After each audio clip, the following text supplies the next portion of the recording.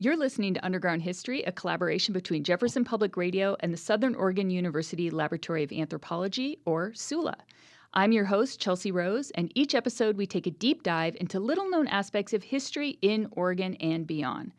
Today, I'm joined by Kimberly Fitzgerald, archaeologist for the city of Salem, Oregon, and Brees Edwards, historic preservation manager for the Confederated Tribes of Grand Ronde, to discuss the Oregon Mission Indian Manual Labor Training School Archaeological Project. Kimberly and Brees, welcome to the show. Thanks for having us. Yeah. Thank you. Great. So, Kimberly, I want to briefly start out with a little background on how the Public Archaeology Project began, because this is the latest iteration of an ongoing effort to locate and study early contact period sites in the Salem area. Is that correct? Yeah, that's correct. So our Historic Landmarks Commission has prioritized focusing on better understanding this early contact period. And it's been part of our research and documentation of 6 different Methodist mission stations in the Oregon country. So before it even became a territory, so in what is now Oregon and Washington.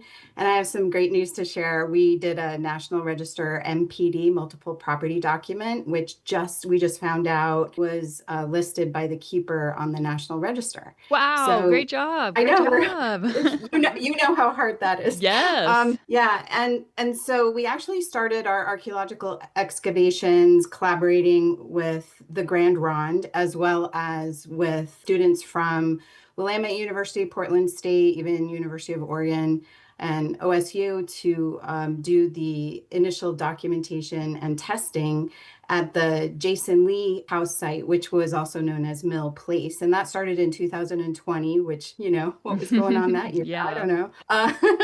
And then we shifted gears and did some testing at the Parsonage site, which is on the current Willamette Heritage Center site.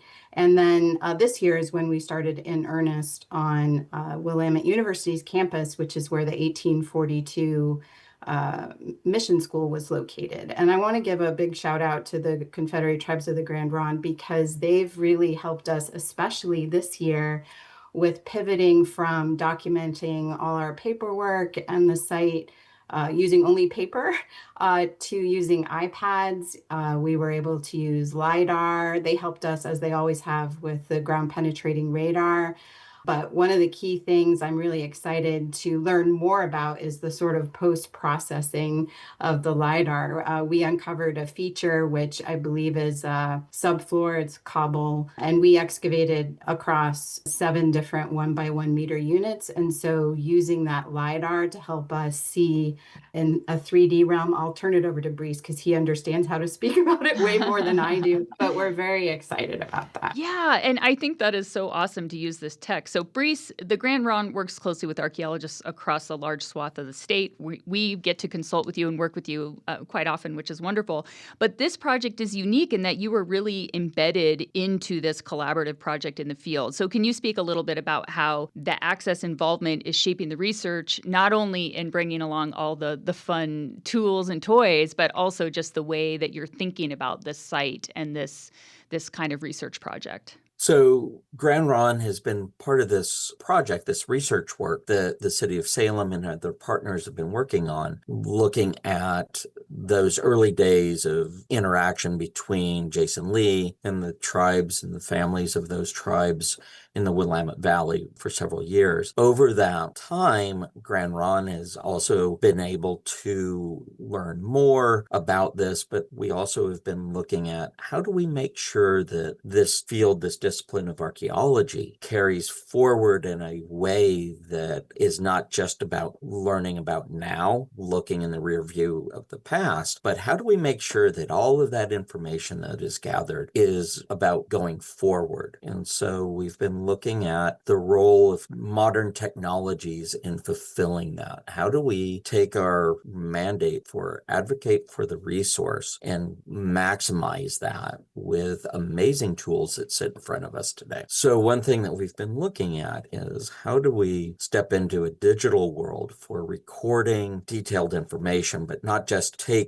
make a digital form that would be the equivalent of what we had as a paper form and put it on a computer, computer. But how do we utilize the camera capacity? How do we build a 3D model of those excavations as they're occurring so that we're building a live flow as it's occurring? And with holding this concept of minimize harm and damage through the archaeological process, we need to find a way to get the most information out of the smallest area. And digital platforms are really emerging as a way that we can achieve that. And so working with Kimberly this year in particular, we have run through a lot of our own testing internally and found a partner that was willing to try this out in an active project and help us find where it breaks so that we can make this a better process. You're listening to Underground History on the Jefferson Exchange. I'm your host, Chelsea Rose, and we're talking about recent excavations at the Oregon Mission Indian Manual Labor Training School Archaeological Project. I wanted to talk a little bit about, you're bringing all this really high-tech stuff to this project, but I want to talk a little bit about the site itself. So when people hear about schools, they mostly think positive educational opportunities, but that is not the story at this site. This wasn't just one of learning, but one where families sent their students there under duress and the students were mistreated. And so can you speak a little bit to how the archaeology is providing insight into the lives of the students and the ways that they survived and resisted, and perhaps adding to the important conversations about these types of institutions that once were present in these communities? If I can give some background, and then I also want to point out when I turn it over to Brice that I see a lot of parallels with your work, Chelsea, with the Chinese diaspora and what the Grand Ronde is bringing to the table. And I want to emphasize how important it is to frame this research in a way so that we are seeing the Indigenous people and how they were resilient in the face of all these challenges and how they use their agency. So I want to begin with that. And then I can just share that through our research, I discovered something that surprised me. I didn't know this, that the federal government was actually offering financial incentives to religious organizations to set up these schools. And their purpose was to have these religious organizations basically do the early work of the government to convert and quote unquote Westernize Indigenous people living within territories adjacent to the lands held by the United States at the time, which they wanted to expand to. So these policies were part of the larger efforts to remove the Indigenous people from their native lands and assimilate them into American culture and, just paving the way for Euro-American settlers to populate these lands. And whether or not the Methodist missionaries stationed in the Oregon country were fully aware of it or not, they did play a key role in facilitating this government's policy of removing the Indigenous people from their traditional homelands. And so the short version of this school, it was only open for 2 years from 1842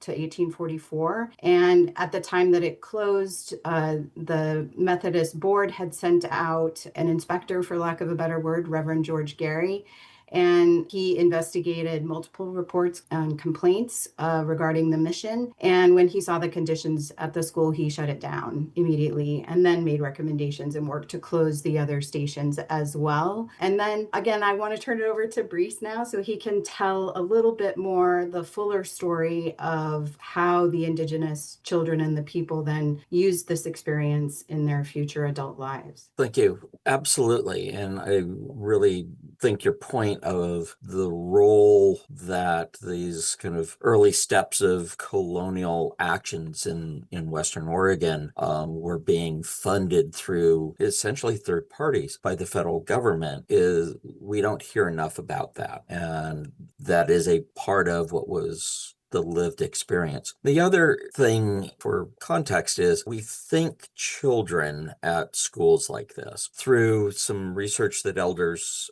here had conducted, there were also adults there, but because of perceptions towards the Indigenous community, the tribes of the area of being childlike, we see them also being lumped in as, these students at this school, particularly these 2 years. And through some research, we have a list of some of the names of the people there and share two paths of at least two people One is a student who in Jason Lee's journal is Sam or Samuel.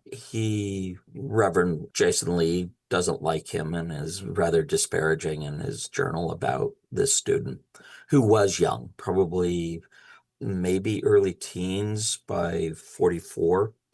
And he goes through this experience for several years. As we know from that auditor, the outside reviewer that closes this facility, that this is not living up to its mission. It is not a good place. That we see later that this student goes on and becomes a person that we know in the Southern Valleys as Chief Sam, and Chief Sam of Sam's Valley outside of Table Rocks, and later in conflict with the federal government. But as a student, he's learned English. He ostensibly knew French and several tribal languages as well, and emerges through that as a leader of his people. Wow. Another person that also contemporary in that same time period was Chief Shamgreta. He's same age as Chief Sam.